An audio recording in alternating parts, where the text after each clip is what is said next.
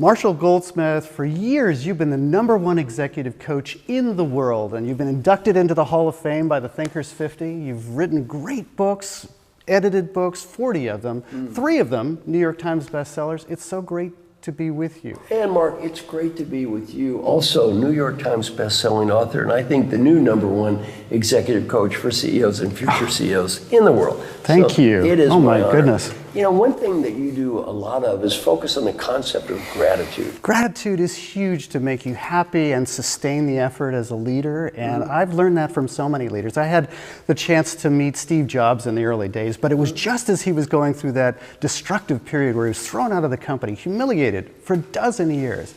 But when he came back, Steve Jobs 2.0 was a man who was now willing to engage in a gratitude practice that I'd never seen before. At the end of each day, he decided to say, what went right? And who helped me get there today?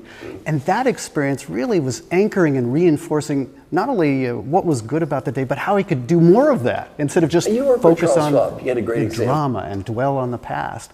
And other leaders I've seen take that up a notch, where they're actually reaching out in a very personal way. Ollie writes that personal note, and he always has a wonderful little drawing on it as well. It's so personal. And Marshall, I think it was 20 years ago, you sent me a personal note. I will never throw that away. What about you? You've had the opportunity to touch so many lives around the world. What do you think about gratitude and its role as a leader? You know, for me, the most graphic example that I use to increase my own gratitude has nothing to do with business. I went to Africa in the Great Famine of 1984. I saw a lot of people starve to death. There's a photo in my library of me kneeling down on the ground, and a woman is kneeling next to me, and she's measuring the arms of children between the ages of 2 and 16, and if their arm is too big, they're not hungry enough, they don't get any food. If their arm is too small, they're gonna die anyway. They get no food. If their arm is in the middle, they get food. And the picture shows me looking into the camera. And what I'm trying to do is send a message to the me today from that message of the me in the past. Be grateful. Be thankful for all you have. That could be my children. It could be somebody else's children. And these people are just as good as you and me. They were just lived in a world where they farmed and it quit raining and they died. It was tough.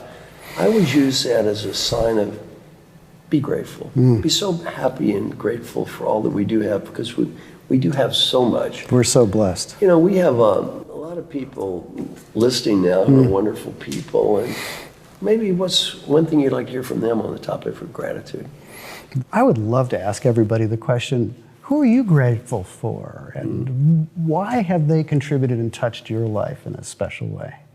Yeah, I love that, and I guess I don't have a question, I have a suggestion. I'm going to build on what happened to you. You know those letters that meant so much to you? My suggestion is for everyone listening, think of a person who's really helped you have a great life. You write the letter to them. Beautiful. In the same way that Charles Schwab wrote that letter to you and Alan Mulally, you write that letter to them. Fantastic. I can't wait to hear from people.